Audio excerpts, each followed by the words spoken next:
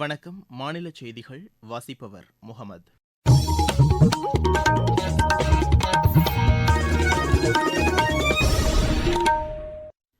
தலைப்புச் செய்திகள். மக்களவைக்கு மூன்றாம் கட்டமாக வாக்குப்பதிவு நடைபெறவுள்ள தொகுதிகளில் அரசியல் கட்சிகள் மற்றும் வேட்பாளர்களின் பிரச்சாரம் விறுவிறுப்படைந்துள்ளது. மகளிர் மற்றும் இளைஞர்களின் நலனில் பிஜேபி அக்கறை கொண்டுள்ளதாக அக்கட்சியின் மூத்த தலைவர்களில் ஒருவரும் பிரதமருமான திரு நரேந்திர மோடி தெரிவித்துள்ளார். தமிழகத்தின் அணைகளில் உள்ள நீரை சிக்கனமாக பயன்படுத்தி மக்களின் குடிநீர் தேவையை பூர்த்தி செய்ய வேண்டும் என்று முதலமைச்சர் திரு மு க ஸ்டாலின் வலியுறுத்தியுள்ளார். தமிழகத்தில் அடுத்த 5 தினங்களுக்கு வெயிலின் தாக்கம் 2 டிகிரி செல்சியஸ் வரை அதிகரிக்கக்கூடும் என்று சென்னை வானிலை ஆய்வு மையம் தெரிவித்துள்ளது. ஐபிஎல் கிரிக்கெட் போட்டியில் ராஜஸ்தான் அணி 7 விக்கெட் வித்தியாசத்தில் லக்னோ அணியை வென்றது. இனி விரிவான செய்திகள். மக்களவைக்கு மூன்றாம் கட்டமாக வாக்குப்பதிவு நடைபெறவுள்ள தொகுதிகளில் அரசியல் கட்சிகள் மற்றும் வேட்பாளர்களின் பிரச்சாரம் விறுவிறுப்படைந்துள்ளது.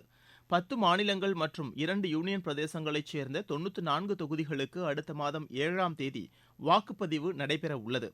இதில் மொத்தம் 1351 வேட்பாளர்கள் போட்டியிடுகின்றனர். மகாராஷ்டிர மாநிலம் கோலாப்பூரில் நடைபெற்ற தேர்தல் பிரச்சார பொதுக்கூட்டத்தில் கலந்து கொண்டு பேசிய பிஜேபி மூத்த தலைவர்களில் ஒருவரும் பிரதமருமான திரு நரேந்திர மோடி, பிரச்சினைகளுக்கு தீர்வு காண்பதில் ஸ்திரமான நடவடிக்கைகளை தேசிய ஜனநாயக கூட்டணி அரசு கடந்த 10 ஆண்டுகளில் மேற்கொண்டு வந்ததாக கூறினார். மகளிர் மற்றும் இளைஞர்களின் நலனுக்கு பிஜேபி தலைமையிலான அரசு உயர் முன்னுரிமை அளித்து வந்ததாகவும் அவர் கூறினார். மகாராஷ்டிர மாநிலத்தில் உள்ள கோலாப்பூர் உள்ளிட்ட 7 மக்களவை தொகுதிகளுக்கு இந்த வாக்குப்பதிவு நடைபெற உள்ளது குறிப்பிடத்தக்கது. முன்னதாக கோவாவில் நடைபெற்ற பொதுக்கூட்டத்தில் கலந்து கொண்டு பேசிய அவர், ஒரே பாரதம் உன்னத பாரதம் என்பதற்கு உதாரணமாக கோவா மாநிலம் திகழ்கிறது என்று கூறினார். பிஜேபி வெற்றி பெற்று மீண்டும் ஆட்சி அமைத்தால் வரும் ஆண்டுகளில் 3 கோடி வீடுகள் கட்டப்படும் என்றும், அனைத்து வீடுகளுக்கும் குழாய் மூலம் சமையல் எரிவாயு இணைப்பு ஏற்படுத்தப்படும் என்றும் தெரிவித்தார். மீனவர்களின் நலன்களை காங்கிரஸ் புறக்கணித்ததாகவும், ஆனால் தேசிய ஜனநாயக கூட்டணி அரசு மீனவர்கள் நலனுக்கென தனி அமைச்சகத்தை ஏற்படுத்தியதையும் அவர் சுட்டிக்காட்டினார். கோவாவில் உள்ள 2 மக்களவை தொகுதிகளுக்கு அடுத்த மாதம் 7ஆம் தேதி வாக்குப்பதிவு நடைபெறவுள்ளது.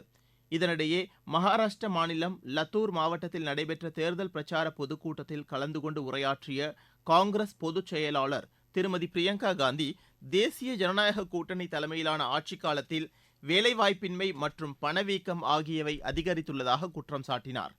70 கோடிக்கும் அதிகமானோர் வேலைவாய்ப்பில்லாமல் இருக்கும் சூழலில் மத்திய அரசு பணிகளில் 30 லட்சம் பணியிடங்கள் நிரப்பப்படாமல் காலியாக உள்ளதை அவர் சுட்டிக்காட்டினார். காங்கிரஸ் கட்சி வெற்றி பெற்று ஆட்சி அமைத்தால் வேளாண் கருவிகளுக்கான ஜிஎஸ்டி வரி நீக்கப்படும் என்று அவர் உறுதியளித்தார். விவசாயிகளுக்கான நலன்களை பாதுகாப்பதில் தேசிய ஜனநாயக கூட்டணி அரசு தோல்வியடைந்து விட்டதாகவும் திருமதி பிரியங்கா காந்தி குற்றம் சாட்டினார். இந்நிலையில் 4ஆம் கட்ட தேர்தலில் வேட்புமனுவை திரும்பப் பெற நாளை கடைசி நாளாகும். இதனிடையே 8 மாநிலங்களைச் சேர்ந்த 49 மக்களவை தொகுதிகளுக்கு அடுத்த மாதம் 20ஆம் தேதி நடைபெறவுள்ள தேர்தலுக்கான வேட்புமனு தாக்கல் நடைபெற்று வருகிறது.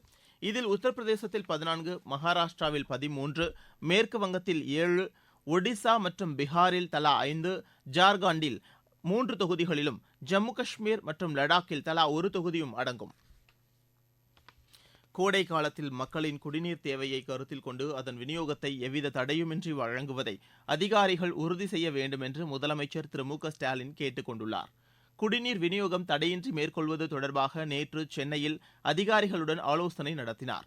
இக்கூட்டத்தில் நீர்பிடிப்பு பகுதிகளாக உள்ள மேற்கு மாவட்டங்களில் நிலவும் குடிநீர் பற்றாக்குறை குறித்து அதிகாரிகள் முதலமைச்சரிடம் விரிவாக எடுத்துரைத்தனர். மேலும் தென்மேற்கு பருவமழை காலத்தில் மழை அளவு இயல்பை விட குறைவாகவே இருக்கும் என்று வானிலை ஆய்வு மையம் தெரிவித்துள்ளதை அடுத்து அணைகளில் உள்ள நீரை சிக்கனமாக பயன்படுத்தி அடுத்த 2 மாதங்களுக்கு குடிநீர் தேவையை நிறைவு செய்ய வேண்டும் என்று முதலமைச்சர் அதிகாரிகளுக்கு அறிவுறுத்தினார்.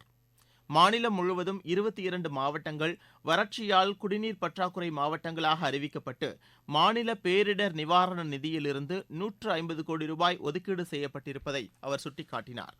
தற்போது செயல்பாட்டில் உள்ள கூட்டு குடிநீர் திட்டங்களை கண்காணித்து அவற்றை பராமரிக்க வேண்டும் என்று அவர் கேட்டுக் கொண்டார். குடிநீர் பற்றாக்குறை ஏற்படாமல் தடுப்பதற்கு அனைத்து துறை அலுவலர்களும் ஒருங்கிணைந்து பணியாற்ற வேண்டும் என்றும் திரு மு க ஸ்டாலின் இக்கூட்டத்தில் வலியுறுத்தினார். நீங்கள் கேட்டுக் கொண்டிருப்பது மாநில செய்தி அறிக்கை.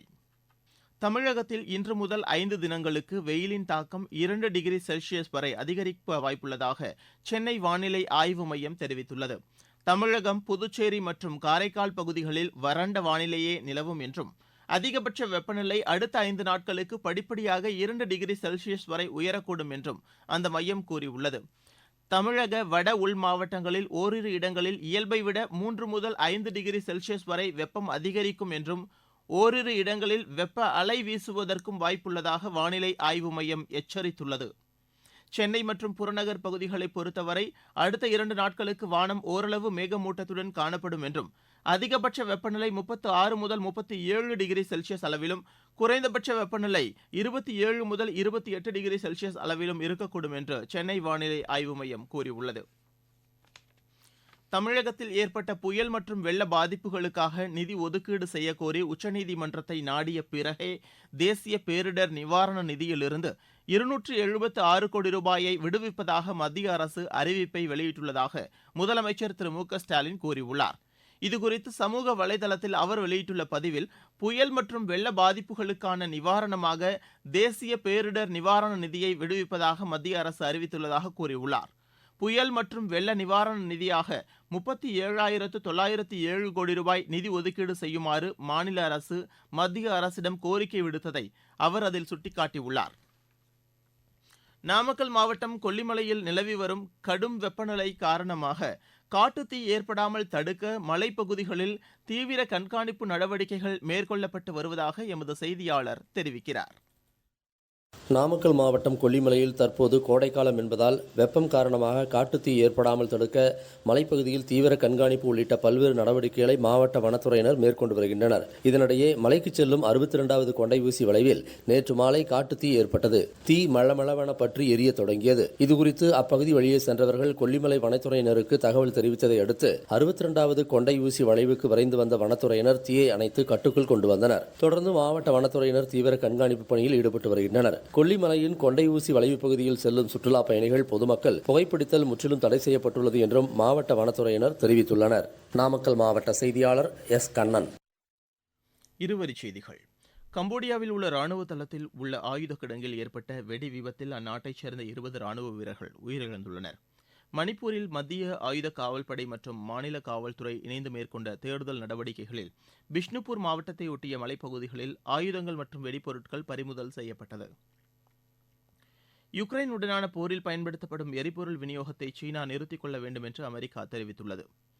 முதலமைச்சர் திரு மு க ஸ்டாலின் வருகையொட்டி கொடைக்கானலில் ட்ரோன் கேமரா மற்றும் பலூன்கள் பறக்க தடை விதிக்கப்பட்டுள்ளது.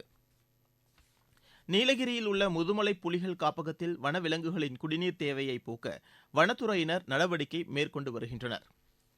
விளையாட்டுச் செய்தி. ஐபிஎல் கிரிக்கெட் போட்டியில் ராஜஸ்தான் அணி 7 விக்கெட் வித்தியாசத்தில் லக்னோ அணியை வென்றது. லக்னோவில் நேற்று நடைபெற்ற போட்டியில் முதலில் ஆடிய லக்னோ அணி நிர்ணயிக்கப்பட்ட 20 ஓவரில் 5 விக்கெட் இழப்புக்கு 196 ரன் எடுத்தது. 197 ரன் எடுத்தால் வெற்றி என்ற இலக்குடன் ஆடிய ராஜஸ்தான் அணி 18.5 ஓவரில் 3 விக்கெட் இழப்புக்கு 199 ரன் எடுத்தது.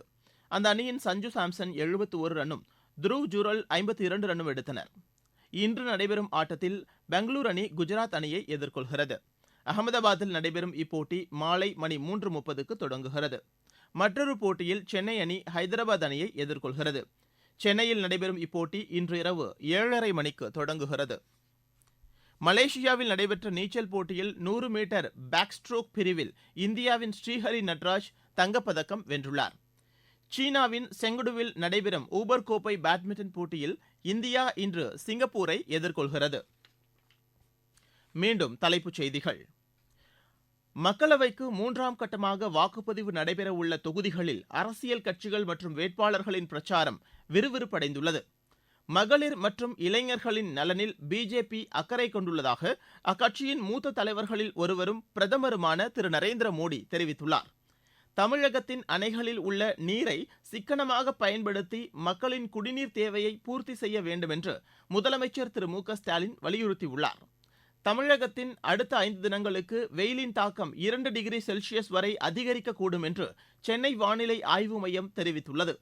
ஐபிஎல் கிரிக்கெட் போட்டியில் ராஜஸ்தான் அணி 7 விக்கெட் வித்தியாசத்தில் லக்னோ அணியை வென்றது.